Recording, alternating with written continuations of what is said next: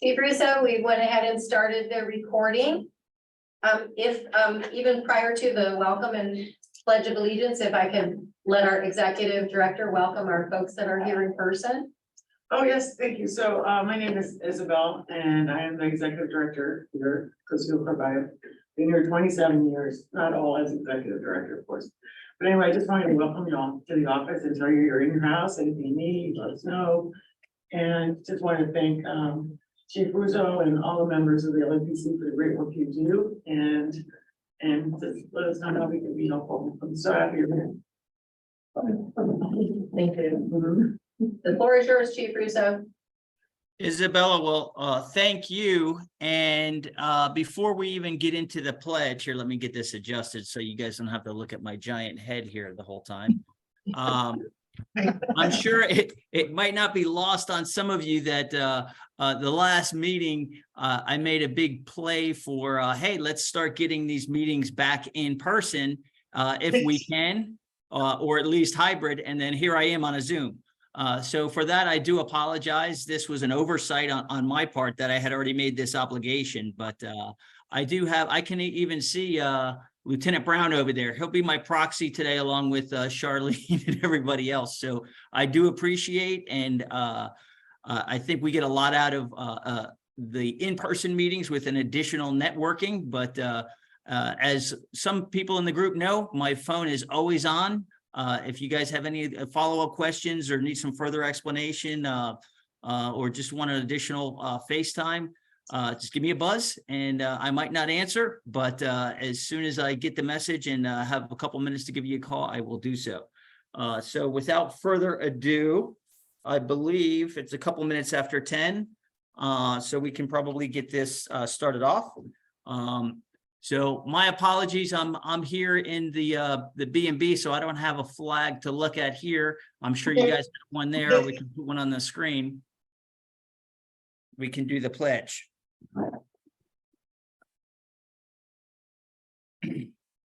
I pledge allegiance. From the Coast Guard, would you like to start?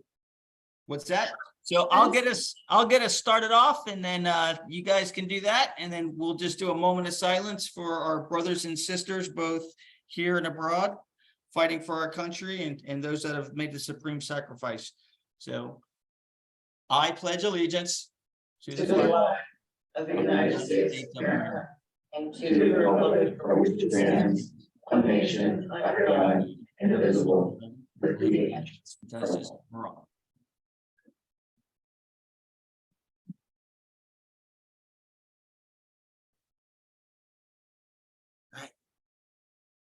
All right, thank you, everyone.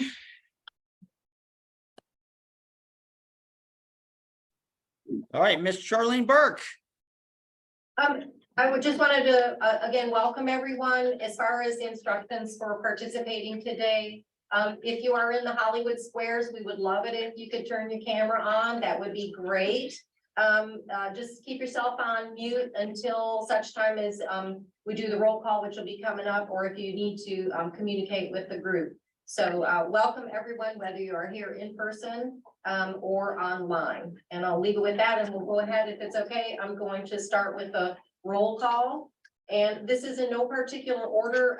I have been working on, and the chief knows because I've been working on him closely with us to update our membership. If your name is not called at the end, I'm going to start with the in-person in the room. And then if your name isn't, then we'll go to the online. I'm going to go through this whole list. If your name is not called at the end, if you could please say your name and who you are with. So again, in no particular order, Dan Scarborough, Miami-Dade.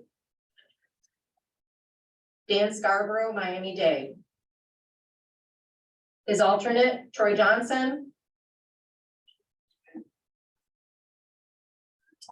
Okay, Mary Napoli sent me an email this morning. I believe Jeff Manning is on. That's correct. I'm here. Can you hear me okay? Yes, sir. Thank you.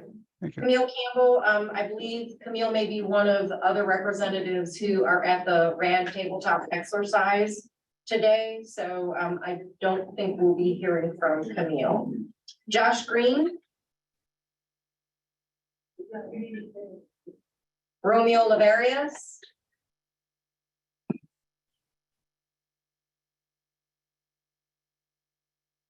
Chief Zahora from Fort Lauderdale. Tiffany Brown Francis is at the RAD tabletop exercise as well. AJ Navarrete. AJ.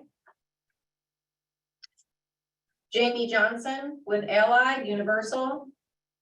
Present. Thank you.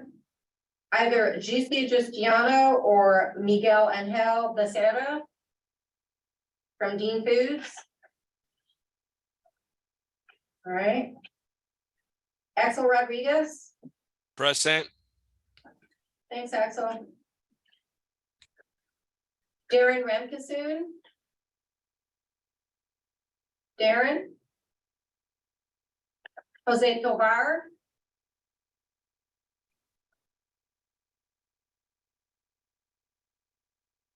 Pete Schechter.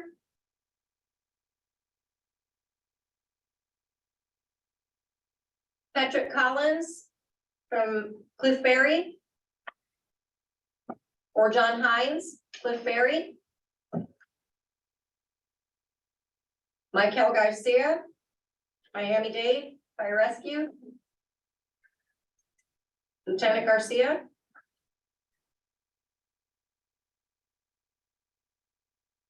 Chief Marston, Monroe County. Chief John Johnson, Monroe County. Chief Russo, we know you're here. I am. Present. Alvaro Tonanes. Chief LaValle, Seminole Tribe.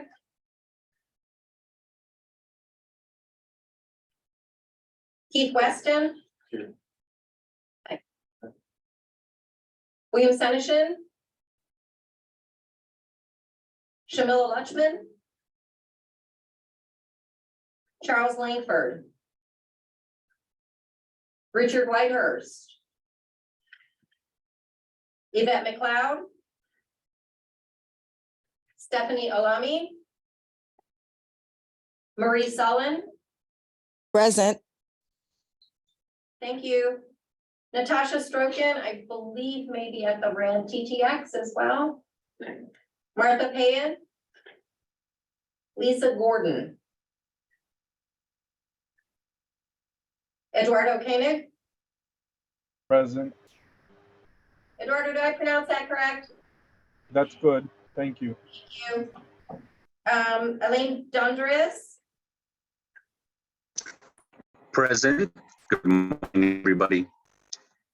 Good morning. Bridget Basal.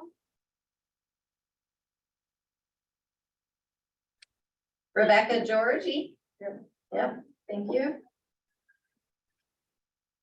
On behalf of Francisco Giaconetta, we have Adam Rolling. Here. Rollinger, apologize for that. Rick Barrett. Or Mike Lakic.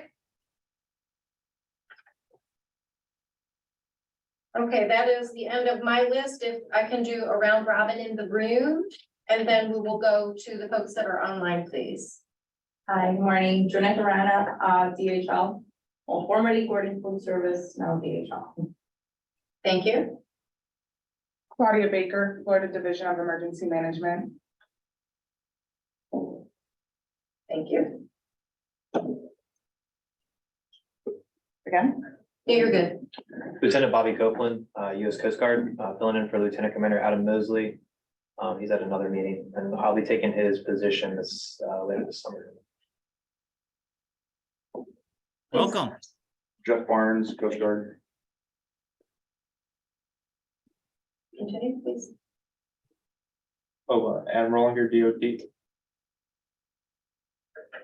Brian Brown, Hollywood Fire. Keith Weston, Risk Management and Safety, Miami-Dade County. Christina Miskis, Principal Founder, South Florida Regional Planning Council. I'm your LEPC coordinator, Charlie Burke. Good morning, everyone. I'm Monica Lopez. I'm the Twin Cities Director here at the council. And I'm Isabel Cosio, Executive Director. Again, welcome. Perfect timing. Online, anyone who was not called? Lieutenant Aguilera, sorry. Go ahead.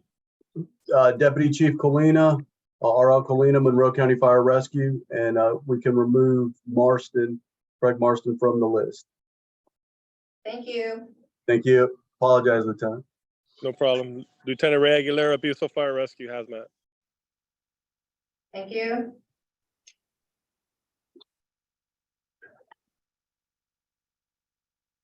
Got a few more. Let's see, Rudy Albert.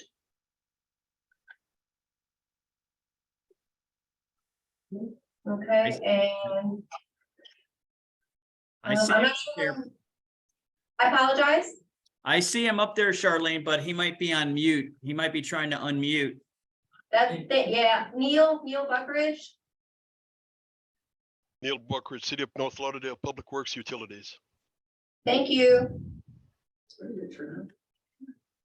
And I'm not sure who read.ai meeting, that's you? Okay, thank you, sorry, Lee. That's Alicia, sorry, now I know. Okay, first, everyone, and we'll have electronic copy of this as well. There is one that's a phone number on there, 786-312-1501. Did we call you already?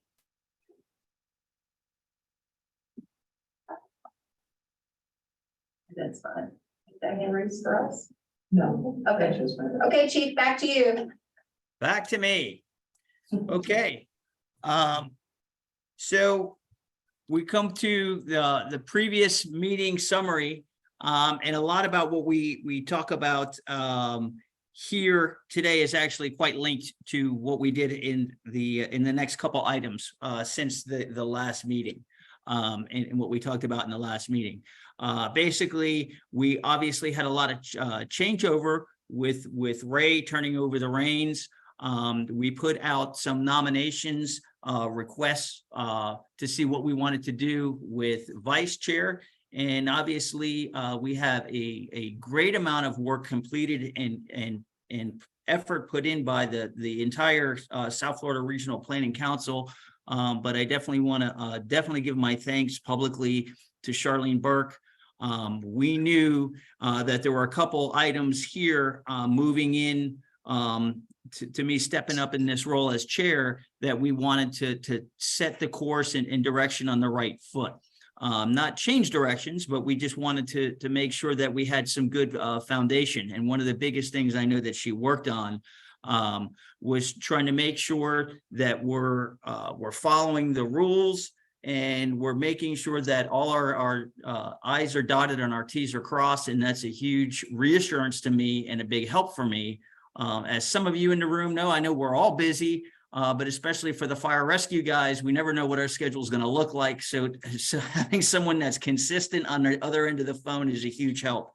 So I did want to give that. I know this is a meeting summary section, but this goes right. I'm going to play this right into, what's been happening here and since our last meeting. So the crux of the meeting last time was also forming a training group, a working group for the training exercise, which we have done and we have met. So a little further along in the meeting, we'll give a little report on that and where we're at with that. We also had the CERC meetings that were upcoming, and I'll talk a little bit about that in a moment. But the next order of business would be the election of a vice chair. All right, so this is something that we will vote on.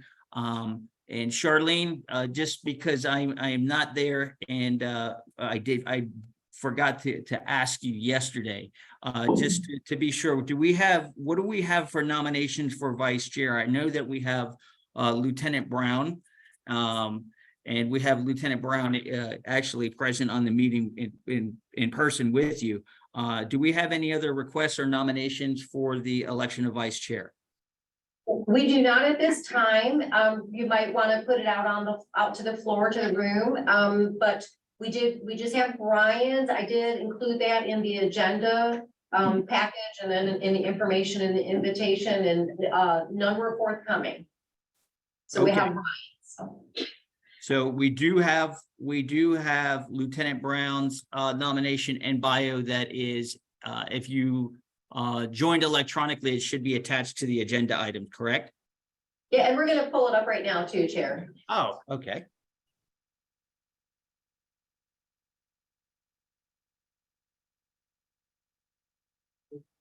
And so this is the position description that we developed in coordination, the chair and I, and this is Brian's position, or excuse me, his bio for the position. We'll let that up on the screen for just a moment so you all can read that.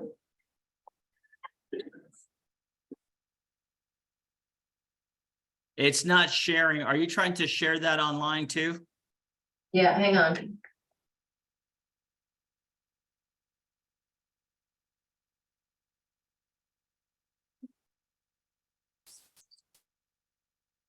All right.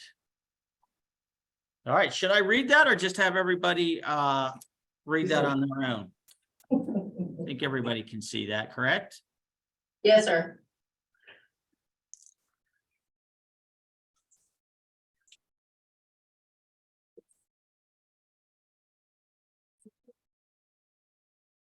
We have a question in the room.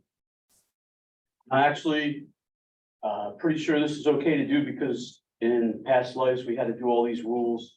There's no other opposition. I make a motion that we accept this individual for the position as applied, waive any balloting and press on. Okay, and you are making a motion? Pete from JetBlue. That's what I thought. Thank you. I recognize your voice. Thank you. Let's check that one. Yeah. Was that Peter? Yeah. Thank you, Peter. And a side note, Peter, I think you guys need to start a part-time business as a bakery when you guys are retired. Just because those treats that you provided the training folks were outstanding. For clarity in the room, so nobody feels left out, because Coast Guard guys have guns. Brown and his special ops crew made an effort, especially for me. I called in a favor during the flood because I was stuck at the airport and couldn't get home and lost comms with the wife. And they went and checked on her because the last I heard, the water was rising above outlets and stuff. So thank you to Hollywood Fire Rescue and for the people that all support this operation. But that's the only reason he got stuff. Peter, I'm trying to monetize this. So we do have a motion on the floor. Charlene, we need a second, correct? Correct. I'll second it. Your name? Rebecca George. For the record, thank you. All right. Well, congratulations, Brian. So I'll take a quick second to say a couple things, and I know I'm giving out a lot of thanks and praise out here today, but okay, I think where it's due, it's definitely it needs to be done more often. Obviously, I know Brian very well. He works for me in the training division. But the real reason that I thought he would be a great person to have in this position, besides the obvious communication and established relationship, is he just completed last year his bachelor's from UF in disaster emergency management. So it kind of fits into our forte just a little bit on what we do here. We're also getting him involved in the city of Hollywood's emergency management team. So this is all right up his alley. There you have it. So Brian, if you'd like to say a couple words, I'm going to put you on the spot just because I have that power. So if you say a couple words, great. If not, just say thanks and I'll watch you turn red and that'll be that. Hey, there you go. There's nowhere else I'd rather be than on the spot. I should be used to it by now.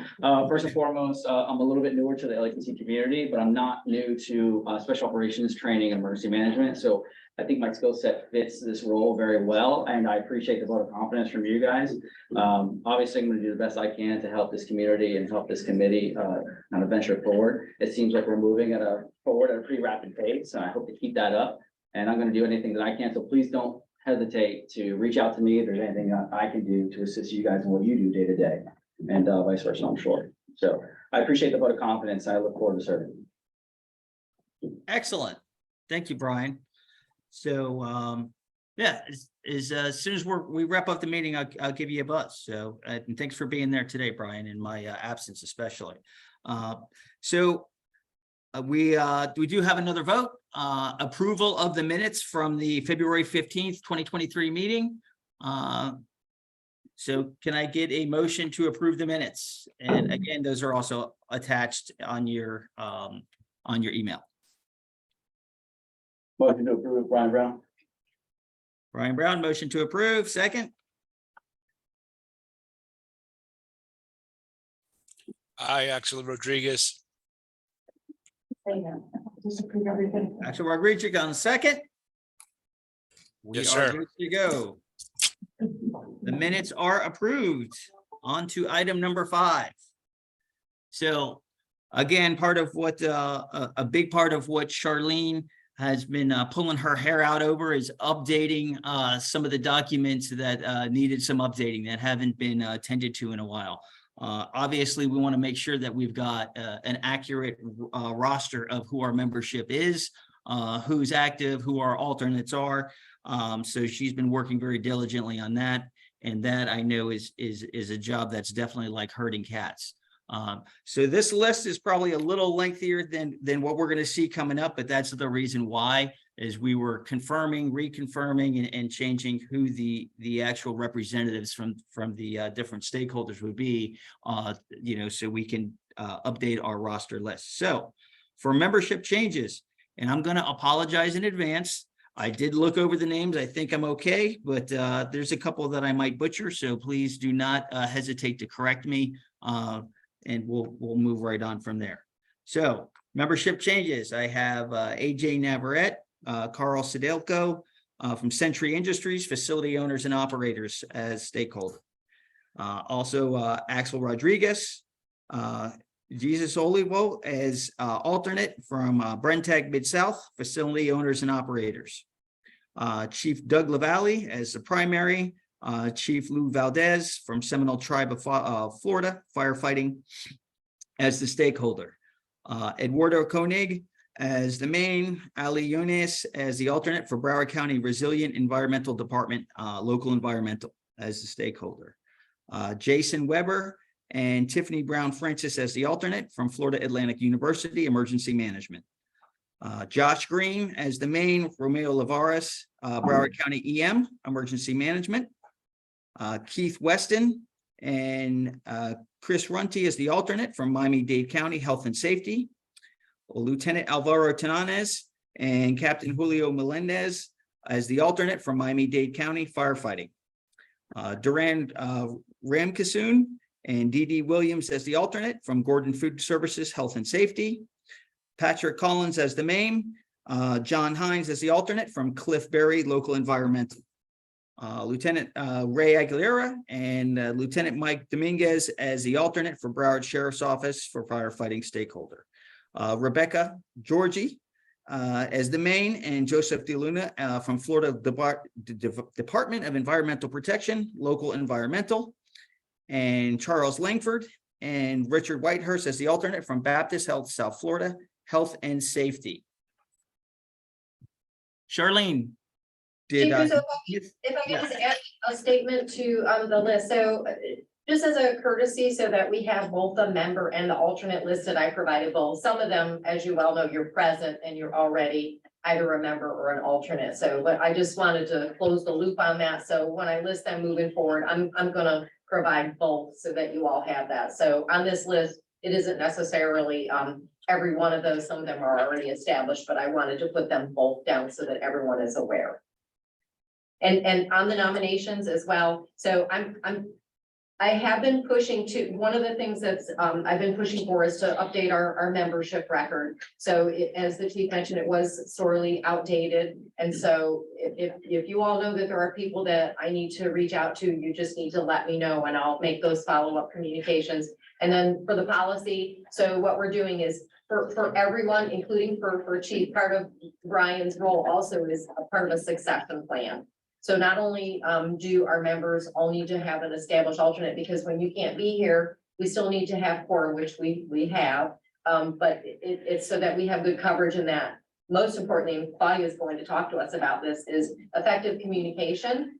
And so, our FDM has let us know how important that is, that we're, we try to be on the same page. So I'm just trying to keep that inertia going. And so I do have some gaps and I have been working with the chief who will continue to fill gaps. And so I appreciate everyone's support. And then the final comment on that is I will be sending out a separate email to the LEPC with the updated version of the membership. I want everyone to look at it. If there's any, we're talking with a lot of you, but if there are any edits or changes, I'll just ask that you make them directly to the document and get it back to me, because I want to, moving forward, I'd like to have as clean a document as possible, and the state will appreciate that as well. So thank you, everyone. Thank you, Charlene. You know what, you did bring up a good point with all the excitement with having Brian. I was reading Brian's bio up there myself. I forgot to mention, part of our strategy, just looking at the timelines of where I'm at in my career, and is Brian as well. Another good reason to have him involved to start having him involved at a higher level now is definitely succession planning. And in my experience, emergency management is a little bit better, but the fire rescue departments are notoriously behind the 8 ball on succession planning, and that's something that leadership has. I can see the chief smiling right back at me because he knows as well as I do. Something that we've been trying to work on as a stakeholder in the whole emergency management realm in response categories, trying to fix that problem. But as we all know, some of our problems are not easily fixable. They take time. So this is just trying to get a little bit of foresight. And I think Pete brought up some very good points when we first were considering having Lieutenant Brown step up. And I think we've managed to just weigh the pros and cons on that. And with the different schedules and roles, I think we'll be able to achieve the consistency that we're talking about. So that's definitely is in the mindset. So Peter, I think you brought up some good points, and trust me, they weren't discounted. And as we move forward, I think that needs to be the mindset for all of us as we think about who we want to put in the roles. I know this is not the sexiest committee to be on sometimes. Some people get voluntold they have to be here, but there is a huge benefit, and you'll see moving forward throughout all our best efforts. I think we're going to try to be a little bit more inclusive of everybody as having an ownership piece of the pie for the whole region. And I'm glad Claudia already brought it up. I'm going to give her a chance to speak here in a minute, but communication is key. So consistency is a big one in communication. So that's what we're definitely working towards. I don't see him up here. Did we have Lieutenant Tananes? Was he able to join the meeting or no? In the absence of that, I can give the training report on what we've got going on, because we've got quite a bit going on. Here, did you want to do your report, Chair, or you want to skip over? Sure. So, I mean, I can really quickly just kind of give everybody a heads up on what's going on with the training, because I think we have, a couple of good things going on just with this way. The group kind of gets to hear everything that's going on and some of the things that we're working on. Monroe, so that the 160-hour hazmat tech courses would be priority to the, was that for Monroe County, correct, Charlene? Are you talking about the second bulleted item, the Miami-Dade Fire Rescue with their 260-hour fire rescue, or their hazmat tech courses? So we have Miami-Dade, but I think what we have the chief on the line as well. I know that we were looking at some possibilities for a hybrid delivery also for Monroe County as well. We're working on it. So that's also what is in play. Chief, I'll reach out to you. And I don't know if it was, I believe I had the conversation with you, but we just wrapped up our Broward delivery, and the model that we used up here. If there's a couple things that you can pick up, I know we talked about it at the state meeting. We were able to do the first half with IFF funds. The second half was supported by the LEPC, but we were able to use enough of the in-house instructors that we minimized the costs, and we had a couple other value sets there by, training your own. You have everybody getting extra drill time, et cetera. And, the face-to-face time with the team members and the possible new candidates. So I definitely would like to have that discussion with you. If there's anything that we can try to assist, or if that model doesn't work for you, then so be it. It was just another option. Another big thing that came up at the CERC meeting that I am proud to say that the South Florida Regional Council and the LEPC here has definitely shown some participation in here is the EV, the lithium ion battery training, both from EV vehicles all the way down to the micro mobility issues that we're seeing. So I can tell you that it was brought up at the CERC, the Emergency Response Commission meeting, and they formed a task force. One of the points that I brought up was there's a lot of information that's out there. All right, first of all, there's a lot of different types of vehicles and lithium ion issues that we're dealing with, right? And then we have the transportation aspect, which of course comes in. This is where we come into play with transportation and storage.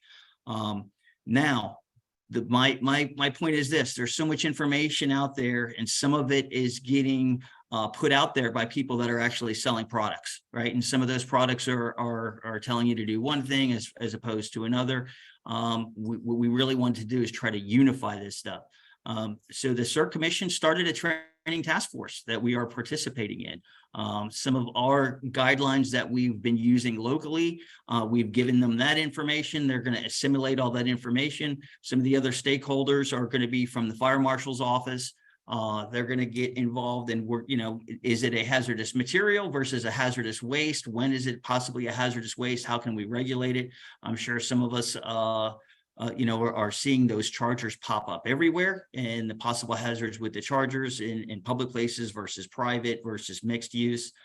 So these are all going to be addressed at the state level. And I can tell you that we are not only keeping our eye on it, but we've got some involvement on it. So that's what's going on as far as training there. The statewide HCC radiation, that should actually be happening probably as we speak. That's probably why we're missing a couple of the players that Charlene mentioned that are usually at this meeting. I know that we definitely have team members from special operations that are involved in that. So we should probably get a report on how the radiation TTX goes. Chief Russo, we had a Yes. question in the room Yes. on the ET. Chief, we've talked offline about this, but for the group's greater good and for your task group, I've developed really good resources internally to FDNY's hazmat unit that specializes in this. Yes. Unfortunately, they seem to be the focus of a lot of this activity and have ridiculous stats with fatal fires because of these. Yes. I went to training at their academy. I went to one most recently in DC. The District of Columbia Fire Department did it, but a lot of presenters in UL were there. They're willing to share all their information and come out. So you guys don't want to have to reinvent stuff locally and kind of take that experiential data. It's there for you. If I can help connect anybody, I'd be glad to if you haven't done it. But last time I spoke to those guys, they're willing and they're getting a lot of requests, but I think they would absolutely honor it. Absolutely. And what I'm going to do, Pete, is I'll circle back with you offline. I don't know if it's going to be today, but I will definitely circle back with you offline. I just want to rehash who we spoke about, because here's where we're at. A lot of those contacts, I believe, are already at the state level, but I want to reaffirm that. And the other piece of that puzzle is Alicia Lopez is in the office too. I know that we were waiting on some funding sources that could possibly be there. You bring up a great point, and you were up at the New York and the DC training. So I think part of the problem is also the fact that we're hitting these small classes here and there, and we're trickling the information out, or we're trickling the good information out. Right. So something like they had up at the Rock at the fire FDNY training facility, where you have a couple hundred people. I can tell you this.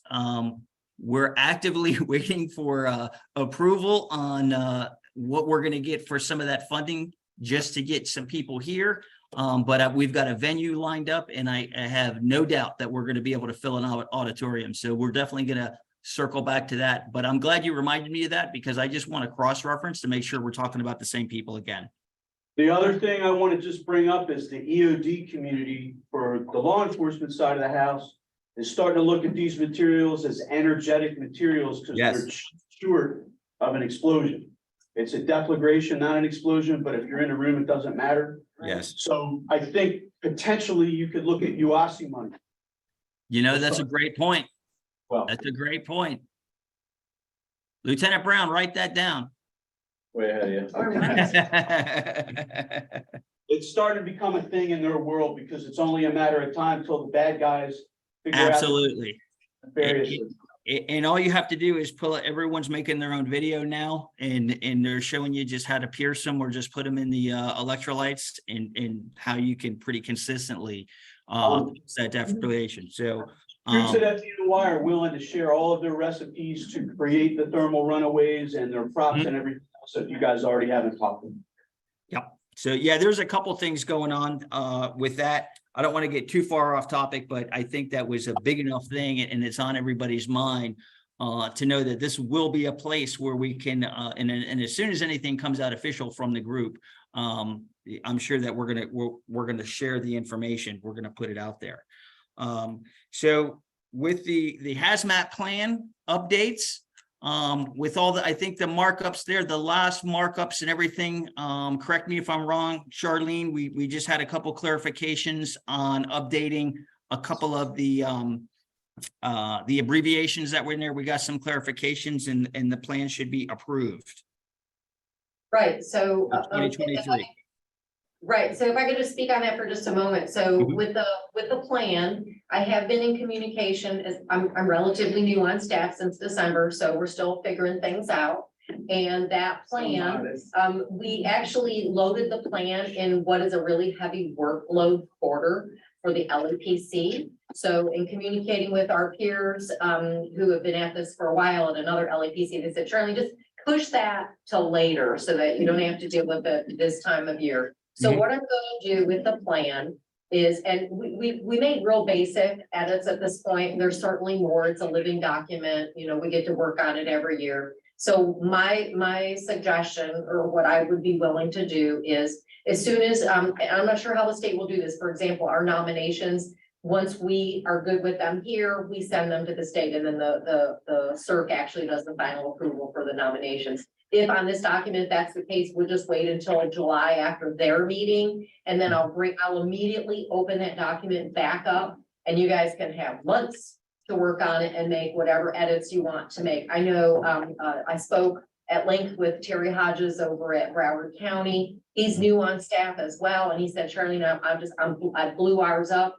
He said, let me just do some basic work in here. So that's an example where they want a lot more time to work with it. And I certainly want to give everyone more time to work with the document. So the changes that are in there are basic and just basic and essential for the time being. We'll get this in knowing that it's a living document. And as soon as we get the approval from the state, I'll get it back out to our emergency managers in Region 10 so that they can have all the time that they need to make the updates that they would like.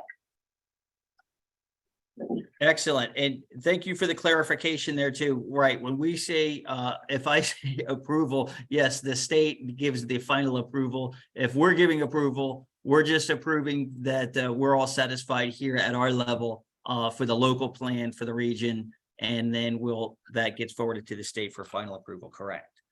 Okay. So for exercises, we just completed, I know I just mentioned it a little bit earlier to the chief, our hazmat technician course. We put 24 through. The way it works for Broward is it's easy math. We have 4 teams, so we all selected 6 candidates, and everybody did pass. The first half was delivered by the IAFF. The second half was delivered by a round robin rotation of our people that are on duty on the special operations hazmat team. And what we did was we picked out different topics and we made some scenarios, and we definitely made up some new scenarios this time around.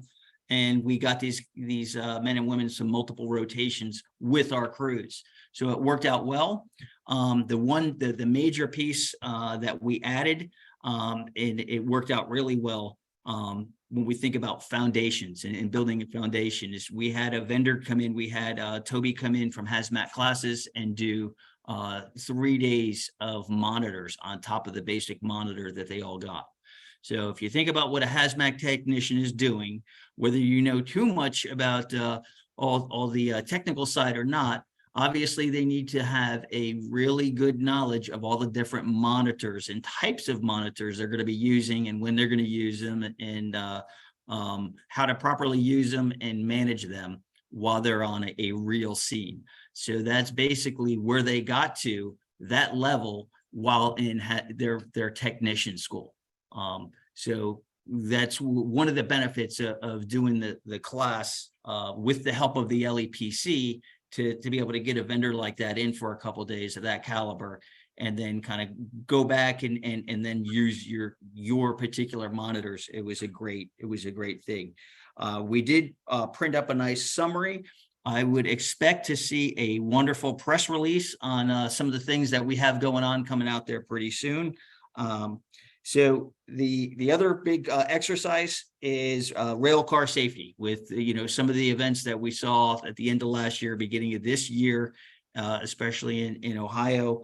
Rail car chlorine leak was our selection to do our full scale exercise. So we did start a working group for that. We did meet after the CERC meeting, and we are on our way to make that happen. I know that Palm Beach County just did a similar exercise. I have not read their after action, but I know that we have had some conversations, and some of the special operations group participated in their drill, and we're going to do the same thing, and we're still shooting for a mid to end of June. We're just trying to figure out all the different nuts and bolts on summarizing all the stakeholders. So we'll have another working group meeting on that, and very shortly, and we'll iron out basically our final days for the exercise, and we'll put the information out to whoever wants to attend and come out and be a part of that exercise. So, Charlene, are you there? Yes, sir. All right, I have a question. Well, I'll say in progress. We have the electric vehicle lithium battery concept and objectives. What we have is a class in Broward tomorrow, hosted at Hollywood Fire Rescue for. We have, what I asked for is at least, I wanted 2 representatives from every fire rescue municipality, just because we don't have too small of a room, but we do have some limited space over there. We're going to do a class on the EV buses and alternative fuel school buses. I believe Miami-Dade County has 60, and if ours are not already in service in Broward, they will be shortly. So, Charlene, did they do the class down in Miami? Did anybody get down there? No. To, Well, I'm going to turn it over to Alicia Lopez. She's here with us. Oh, perfect.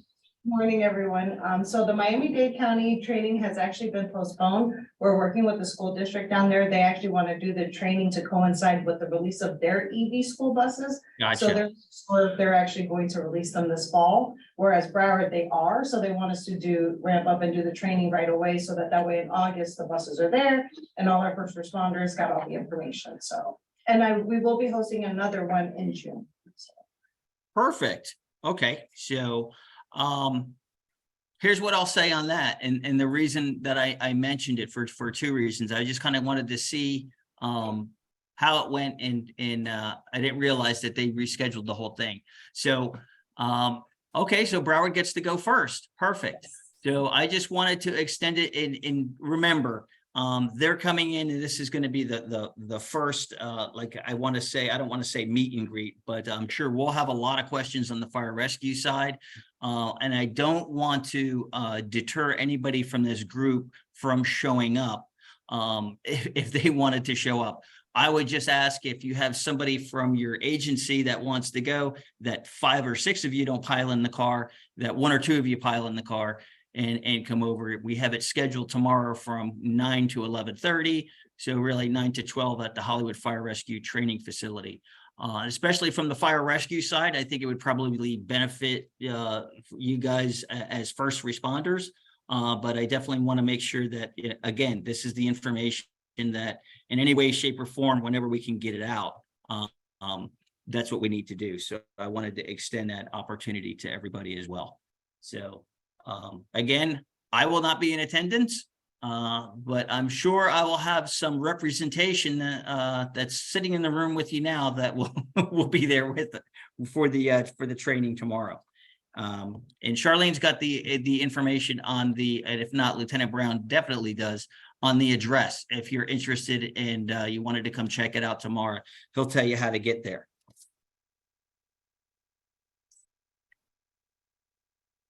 All right.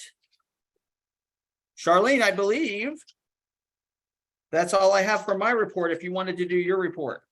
Sure, happy to. So I'm grateful to Chief Russo and to Lieutenant Brown. They have engaged me in participating in the Region 7 Specialty Teams meeting. It works in lockstep with what we're doing. And so I've been participating in those.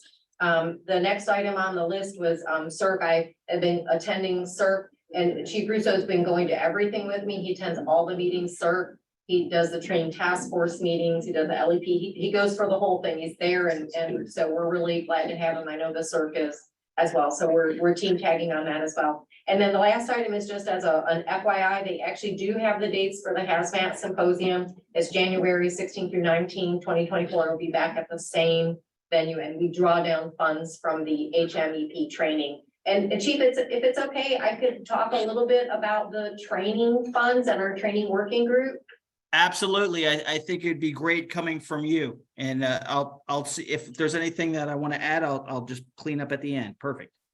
Okay, great. So I went to our peer LEPCs again and said, hey, we have funds coming down from the HMEP, from the grant, and how are we going to best utilize this? So what I'm doing, I'm working with Chief Russo and his team. And so through this Region 7 specialty teams meeting, special ops and technical rescue. So they know the region, all of our region, not just Broward, it's our region. And so they're going to help me pull together a contact list. I'm going to push out a survey. What are your training needs and what are your equipment needs? And oh, by the way, here's the list that the state gives us that said these are the pre-approved classes. So do they fall on this list? So we'll get the survey out and we'll find out what folks want and need. We'll bring that back to the training working group, and we'll allow them to rank and prioritize those. And then we need to cross check that with what the budget is. So that'll be coming out. So the new budget will be end of June, July. So we'll know better at that time. I just wanted to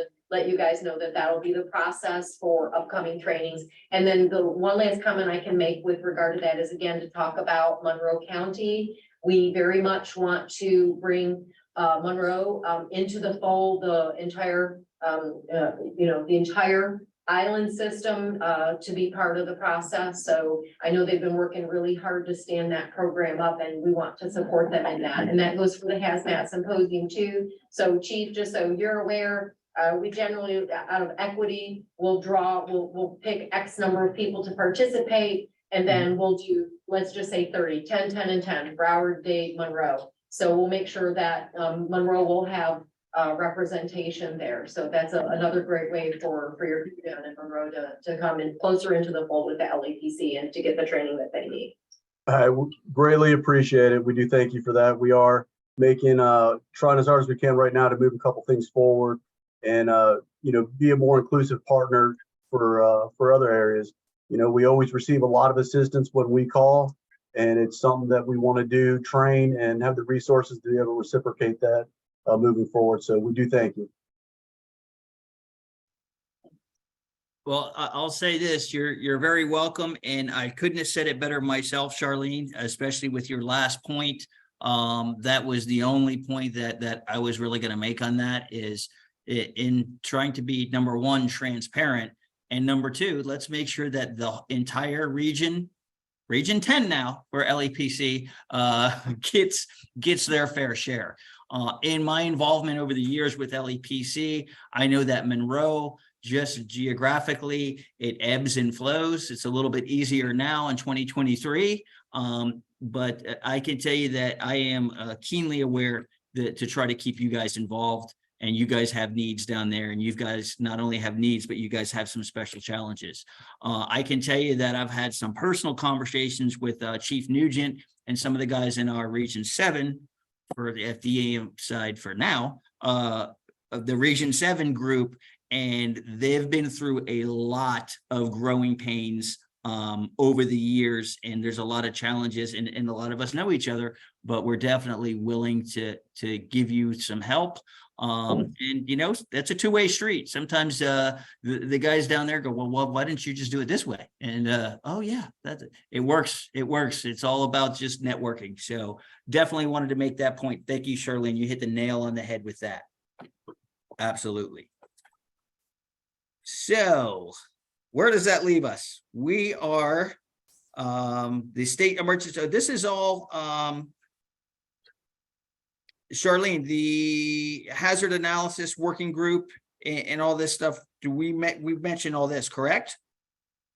Where are you at on the agenda, sir? Oh, I guess that's between number 7 and number 8. Is that part of your report, or would you want me to just go through the State Emergency Response Commission updates?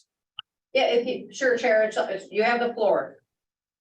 Okay, so really that's the big thing that came out of the meeting was the training task force that we mentioned for lithium ion.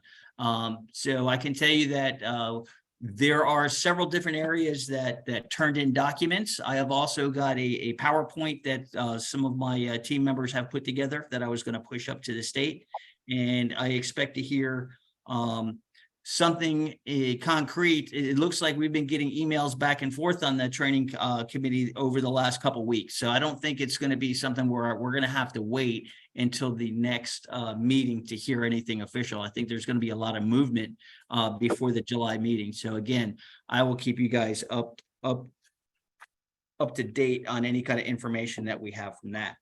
A couple of the other things that are going on. The couple of good points here that we can participate. So there is a hazard analysis working group report for the doing the different HVAs. I know that the fentanyl training project is on hold. They had some issues with around the state. I know that was a part of that was an online and then an in-person class. I've been told that the fentanyl, the in-person class actually evolved to cover a lot more things than just fentanyl. However, that is on a hiatus for right now for delivery. But when that comes up, I know we've heard a lot about fentanyl. This area is saturated, but from a hazmat standpoint, I think it does need to be addressed again. And I'd be interested in seeing what the class has to offer as well, because I know they're covering a lot of some of this other stuff that we're seeing out there. And it seems that whenever we get used to one thing going on from the first response side, something else is going on. And obviously it's a public health issue, but it's also potentially a hazardous material issue with with a lot of this stuff, where it's stored and how it's transported, and whether or not it's being stored legally as different components before it gets put into these illicit labs. So we'll definitely stay in touch with that. As far as the offshore hazmat pilot project, we'll talk a little bit about this. I know we got some Coast Guard guys on the line too. And this is something that's been a hot topic again lately up at CERC. And here's where we're at with it. I can tell you that it is coming back down for another pilot with a small class. I can tell you that a lot of consideration was taken from the first delivery. If you don't know the history of the offshore hazmat class, it's a pilot class. It's been in development for quite a long time. They did one delivery in Broward. And they quickly found out, and Ray may even know, I don't know if you participated in that class when it was down here. what happens is we like to, as Rob said, we like to phone a friend. So as soon as we got offshore to do a recon on an offshore vessel in this class, we say, hey, we need the TRT guys because we need some rigging for our equipment and this, that, and the other thing. So it's an evolution, right? So what they've done with this class is they've taken some of those variables out. You know, we're going to do the old crawl, walk, run technique. And what we're going to do from Region 7, from the 4 teams, and anybody who wants to participate from either Dade or from Monroe, I'll be happy to organize it. We do not have a solid date. They moved the date from the summer. What they're going to do is they're going to hold the class at Resolve. It's going to be at the facility there, but we're going to just advise from a technical rescue standpoint and hazmat standpoint. I think one of the biggest problems going in was they just didn't realize some of the things that we were going to do as far as when we get activated, who we're going to call and what we're going to need for recon. So obviously with any pilot, that's the purpose of the pilot. It's an evolving process, but I think they've got it narrowed down pretty good. And if you would like to participate as an agency or, you know, just an interested citizen to come over and say, hey, this is what we can do, a little bit of advice here or there, I'd be happy to get you guys involved with it. But we did offer our services to help, and that was received very well. So I anticipate that before the end of the summer, we're going to see something happen with that offshore hazmat project. So as far as the RMP audit, the risk management planning audit inspection work plan for 2023 through 2024, they did list 30 high priority facilities, which would mean that they do have a significant quantity or extremely hazardous materials. So those are basically your target hazards within your target hazards. So take a look at it's actually attached also to the facilities on the HVAs, excuse me, on the target hazards. Hazmat incident reports for December 22 through February 23 for Section 304 compliance, also attached, and I believe that's an admin item. And the E-plan filing. E-plan filing, remember there's some education that is available for facilities. Or Charlene, I know you can contact Charlene. Is it correct to say to contact you if somebody wants advice for E-plan filing? Yes. For any stakeholders, facilities on E-plan filing, you can get in touch with coordinator Charlene Burke. Motion carried on April 22nd at the training task force and CERC meetings to establish the training task force, which I already beat you guys to death because I'm so happy that we're actually moving forward, hopefully in a somewhat unified front to get some of the answers that I know a lot of us in the room, have questions to. If you look worldwide, the United States is behind the curve on where we're going, and I'm sure Alicia's probably shaking her head yes. I can't see her in the view. But remember, this train's coming, right? So I think it's time for us to be as unified as possible to get good information out and to, accept the fact that it's here and start moving forward with solutions. And just to be aware of what some of the potential pros and cons of all these different devices are, because like I said, they're not going anywhere and they do make our lives a lot better in most circumstances. So let's keep it all in perspective and come up with some positive solutions, I think is where we need to be. So with that being said, we are open for member comments, and I would definitely like Ms. Claudia Baker, she's still in the audience there. I know she was going to talk a little bit about some coordination, communication, and some training stuff. So Claudia, are you still in the audience? Yes, I'm still in the room. So a conversation that I had with Charlene when she got into place. So I'll start off saying who I am. Claudia Baker. I'm with the Florida Division of Emergency Management. I'm the Region 7 Emergency Management Coordinator. So Region 7, Palm Beach, Broward, Miami-Dade, and Monroe. I know there's a lot of scuttlebutt of the regions changing, but at the moment, that's what the region is. So I came into the region a little over a year ago from the Orlando region, and when I came into this region, I kind of sat back and kind of just absorbed everything that was going on in this region.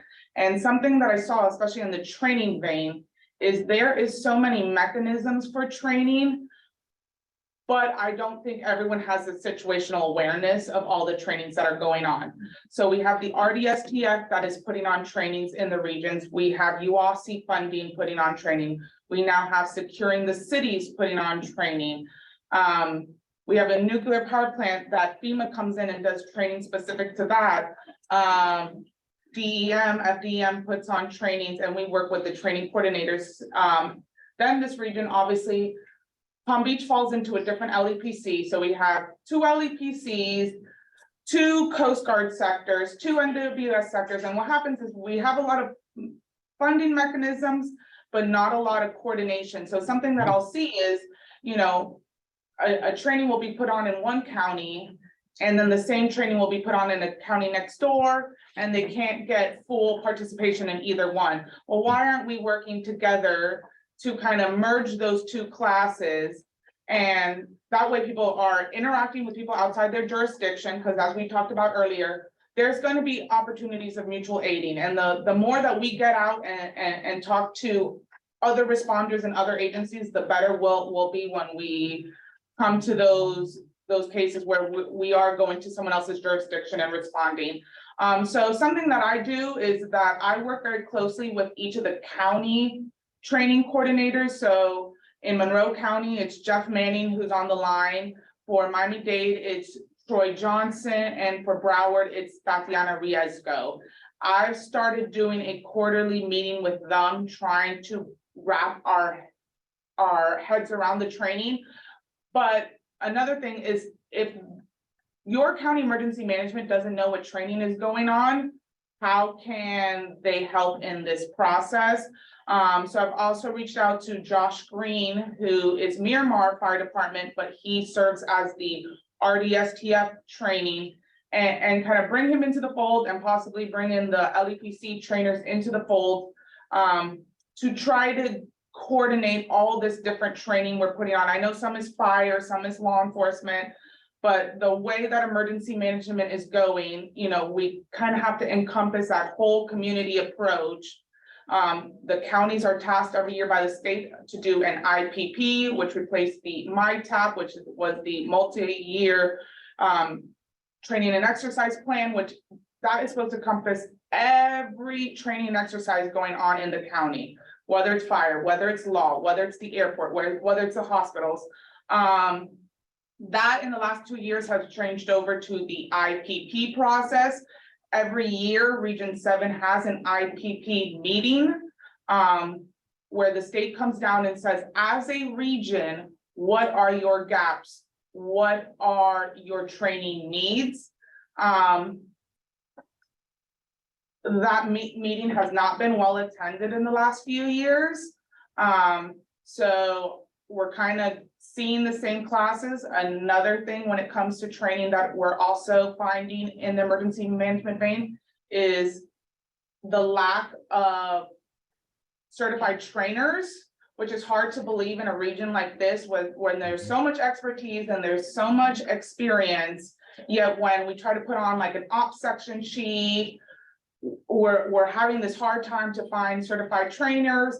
We're paying money for consultants, and I kind of feel like that expertise is in-house in this geographical area, but we're just not aware of who those people are, or so I say all that to say I don't know what my exact plan is moving forward. I don't know what this shift in regions might do to everything, but this is a goal that I have for myself of wanting to better coordinate training throughout these different veins of public safety in this area.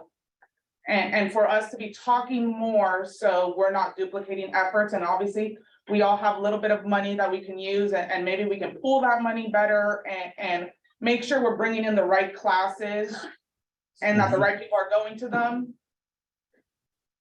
So I'll stop there. Well, I think it was well said. And I think the plan what you're saying is, because my question is, how can we help? Right. And I think that the short answer for us is stay involved, right? Try to pay attention, but that's not really fair. I think what really I can do, and I know Charlene has done a wonderful job on putting a lot of the trainings that are out there to make sure that we get the information out. Because I can just speak for myself in my role. I get hit, even though I'm the chair of the training subcommittee for the fire chiefs, I get hit with trainings from all over, and some of them I don't know about. So I think what to do, and what Charlene has been doing, is trying to align all the trainings that we're aware of, and try to get that information out there on the LEPC and the South Florida Regional Planning website, just so we know that that's a clearinghouse.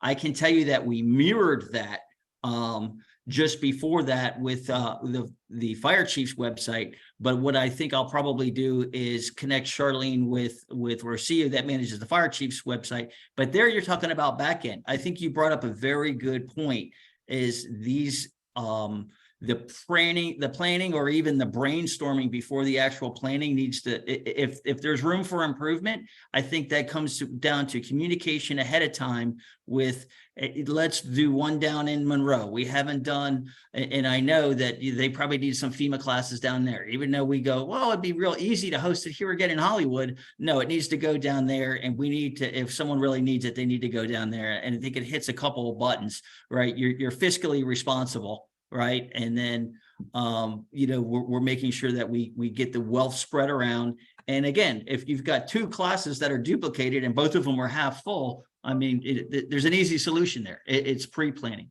But then the question becomes, how do we do that? So my next question would be, how to do that, I guess, would be to start with your IPP meetings, correct? Yes, and lately they've been around January. So I'll make sure once those dates get pushed out, I'll push it to Charlene so it can get out. Something that I'm doing, and possibly a solution to this problem, is I hold a quarterly WebEx with the 4 county emergency management training coordinators.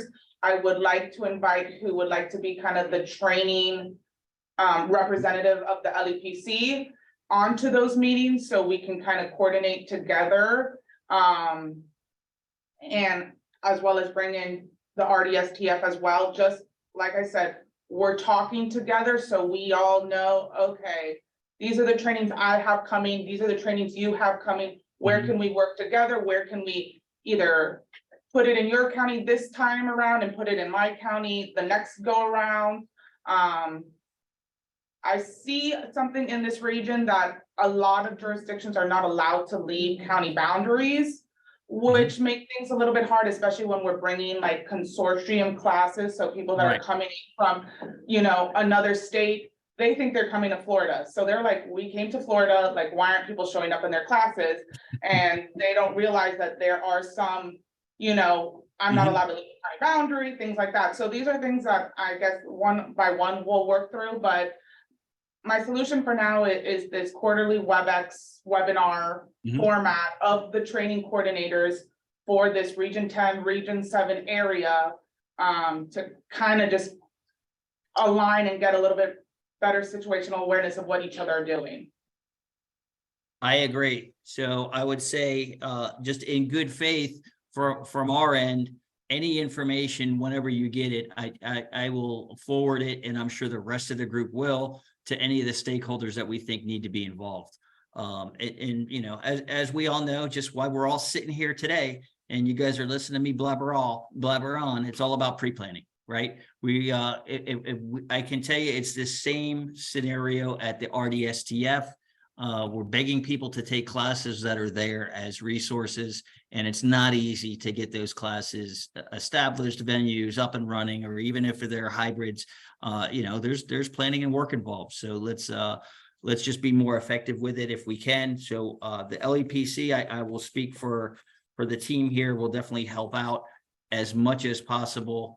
And I think with some pre-planning, I think we can definitely make a dent in that and get some more stuff accomplished for sure. Absolutely. I appreciate it. Sounds good. Thank you. Can I add one comment to Sure. that, sir? Absolutely.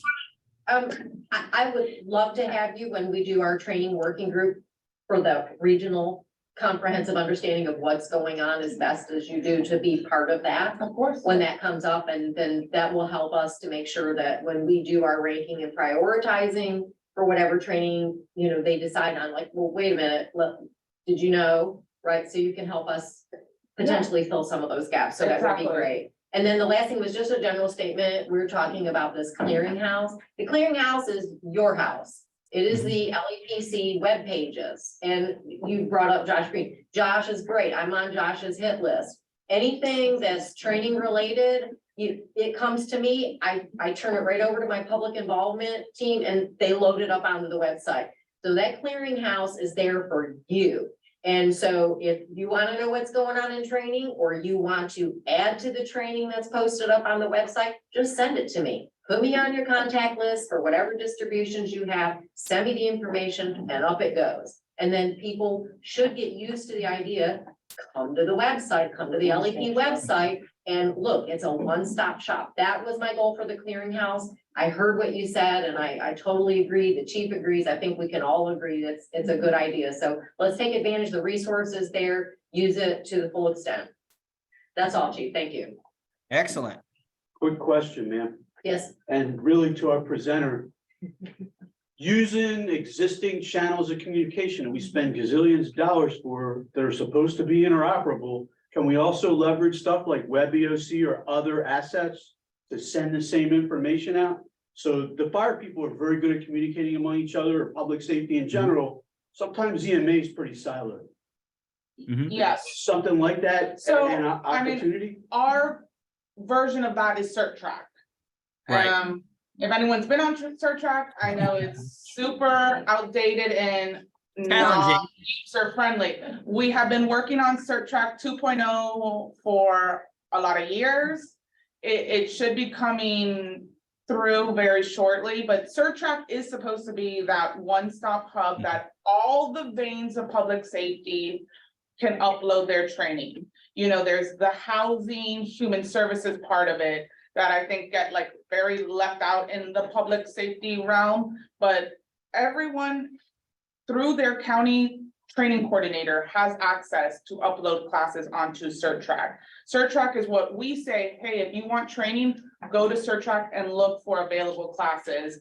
And the names I mentioned before, Jeff Manning, he's the guy, any class in Monroe County, he's the one that puts it on CertTrack.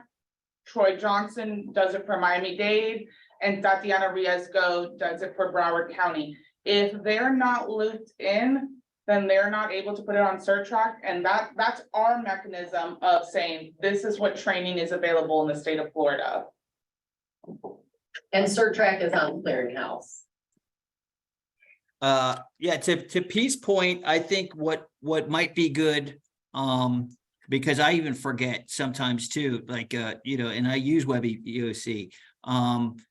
Maybe what we should do is come up with, I'll work with some of my training guys from the training committee, maybe just a centralized, hey, these are some of the resources where this is where you can find this and this.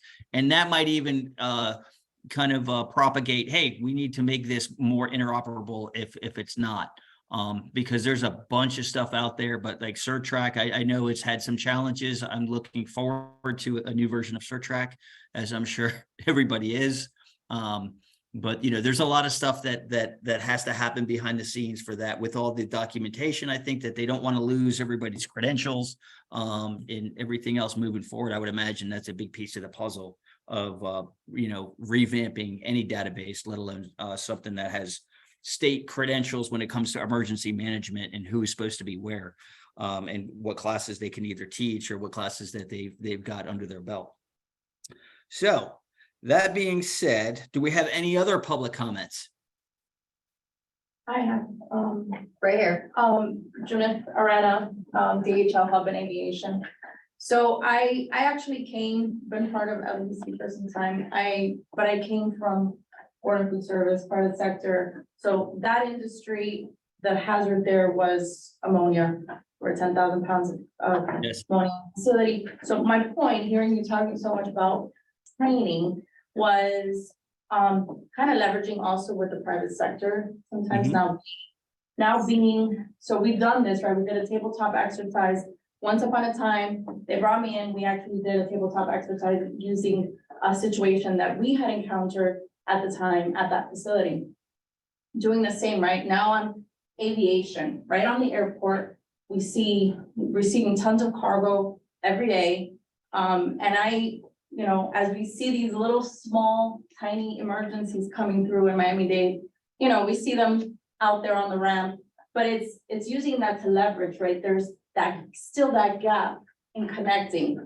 I've asked, we don't have that means yet. We have not bridged that gap to say, who do I call? What do I do in this situation? Do we have a contingency plan here? And merging the two between Miami-Dade and all the other entities around for emergency management, right? If something happens here and it's right, lithium ion batteries, it's whatever the case may be that's on that cargo, do we have the capability to be able to handle these situations at a local level? I know that if something does happen, we have, all of these subject matter experts, right? But the planning piece, right? I think that and leveraging with certain public sectors where the risk may be greater is something we're not taking advantage of, is my opinion.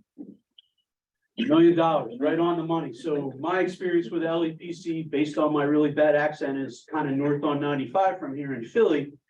We leveraged that to the point where we had a roster of SMEs that would be tasked with responding to support the regional hazmat team, state EMA, whatever the case may be, specialty gas companies, Lindy, all of those guys.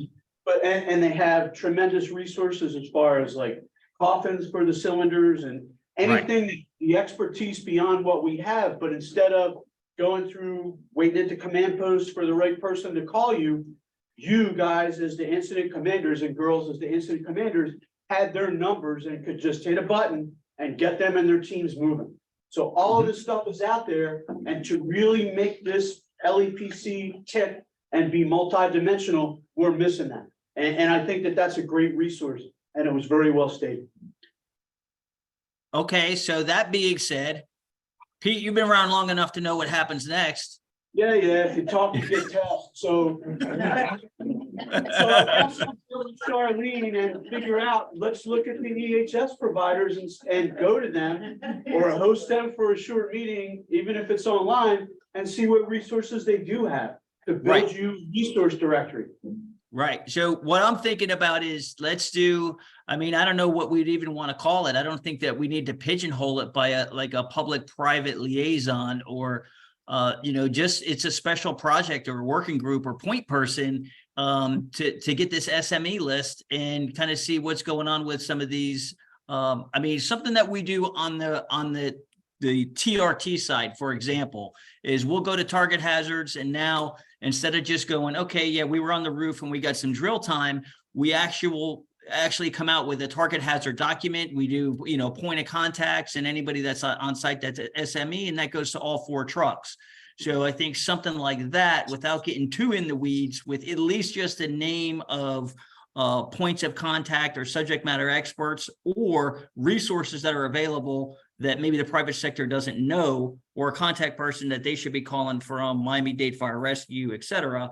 I think that's kind of important. It may be looked at by some as a redundant document, but I don't think so. I think especially for the private sector person that just wants a list of what to do or who to call, I think we can definitely, I think if I'm hearing everybody correctly, I think that's where we go with it.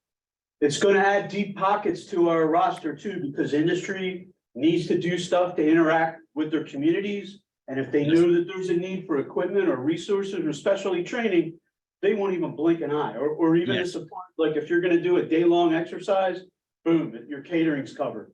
Right. We actually have these people credentialed as responders and they show up with their teams. Right. So I think there's a lot of room there. So I think at this point, what we do is exactly what we just talked about, Peter. I think you have a great idea. Let's circle back with another meeting We could even start with DHL, or maybe that's either a working group or a point person to come up with a document that we can kind of pass out there for, I mean, I'm not talking about getting into weeds with 10 different types of businesses and disciplines, but let's think about the major emergencies and spills and things that we go to. And you being at the airport, I think gives you a special skill set. Hint, hint, to maybe kind of be close to the project. I'll leave it at that. I got you. Traveling to MIA, I like it down there. Cool, we'll do that, and I'd love to work with you if you're willing. Okay. And certainly staff to the LEPC, however, I can assist. We're going conclusion now. All right, just saying. Yeah, that's you're already in. I think the forms come now with her name printed already at the top for every working group. So She needs to be a tech. all right, so presentation and overview. Oh, I'm sorry. Do we have any more public comments? Now that we had another one, so it's only fair to just ask again, make sure we're all clear. Hearing and seeing none. All right, presentation and overview. Originally, we had discussed after the CERC meeting, we were approached by DHS Integrated Operations Division to do a presentation for us. They were going to do the chemical facility anti-terrorism standards, which they've got a couple of these presentations that they're willing to do for the LEPCs. I think definitely gives you a little bit of meat on the bone if you're taking the time out to come for one of these meetings instead of going just through some of the admin items. I think today we covered a lot of good ground. But I think presentations will definitely add some meat to the bone of the meetings and keep everybody engaged. So I will look to see that. Actually, they had to reschedule, so they will be at the next meeting, which I'll get those dates to you in a couple minutes here coming up. Item number 11, admin items. There are attachments and links. I'm not going to go through all of these. Everything here is attached, but I will say this. Cyber Florida survey at the CERC meeting, they promoted this heavily. All right. This survey is something that you guys can do on your own. It's a 3-minute survey. They're trying to ask for heavy participation in the survey. And what the survey will actually do is identify in your network if you've got some vulnerabilities, and they can get you some resources moving forward. Not only are they just trying to get a baseline in the sand, but they've got some immediate resources and things that you can do. So that's something that they're definitely trying to get good data on this project. So as they move forward with this project going forward, they've got a good baseline on where they need to be and what kind of real vulnerabilities that some of the cyber issues that we could be exposed to in the near future. So. Hey, Bruce, Yes. can I add something to that? Apologies. Please do.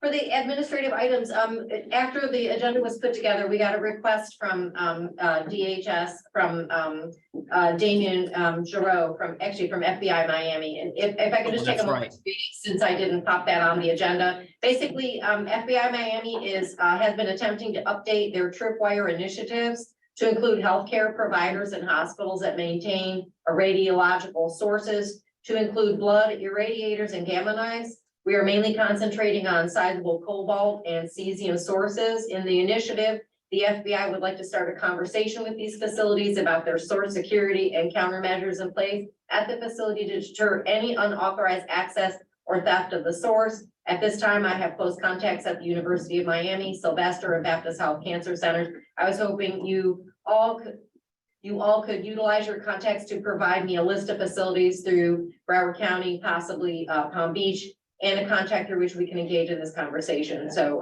I have contacted our LEPC up in Palm Beach, who did reach out to Damien. And so just so that everyone has an awareness of that, and I have contact, you can follow up with me after the meeting if you want to contribute to that. And then just in general, the reason why I set up the admin items, I know for those of you who have been with the LEPC for a while, this is a new item. I don't need to talk about this stuff. I basically provide everything in the agenda attachments. And so these are information and resources that become available. that come from the state, that come from Claudia, that come from Chief Russo, they come from all different sources. They may or may not be on the clearinghouse, some of these, for example, the item about Capella University, they're looking for volunteers to participate in their study on threat assessment.